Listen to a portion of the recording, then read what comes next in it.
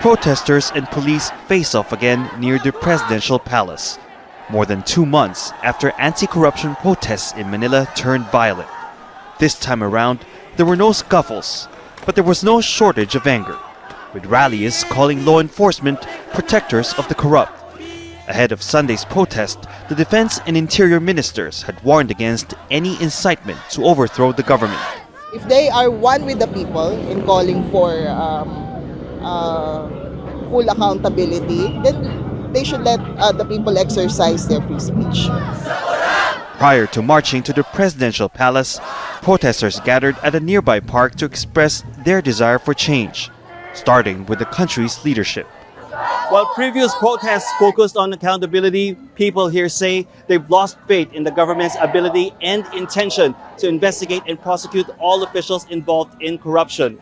Now they want President Ferdinand Marcos Jr. to resign because they say it's hard to fathom the country's leader, at the very least, having no knowledge at all. On how billions of dollars meant for flood mitigation projects reportedly went to politicians instead, that is, corruption that people now blame for recent floods that killed hundreds. Who have been arrested? These are the fixers. These are the small-time employees who get ordered by those on top to do the wrong things. Among those on top, protesters here say is the president. In a series of clips released on social media, his once ally in Congress, Zaldico, accused Marcos of demanding around $35 million in kickbacks every month. Cabinet officials quit after the allegation, but Marcos denies any wrongdoing.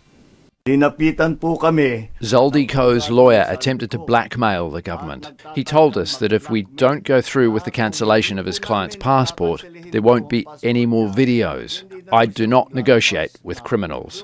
Yet at another mass protest on the other side of the Philippine capital, people refrained from calling for Marcos to step down.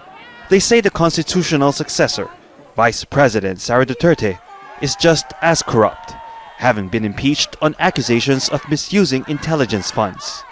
But those calling for Marcos's resignation say they also want Duterte out. Both camps united only in advocating against political dynasties, but otherwise unclear if and when their goals will meet. Barnaby, Al Jazeera, Manila. Don't miss out. Get the full picture. Subscribe to Al Jazeera for reliable news, expert insight. Like, share, stay ahead.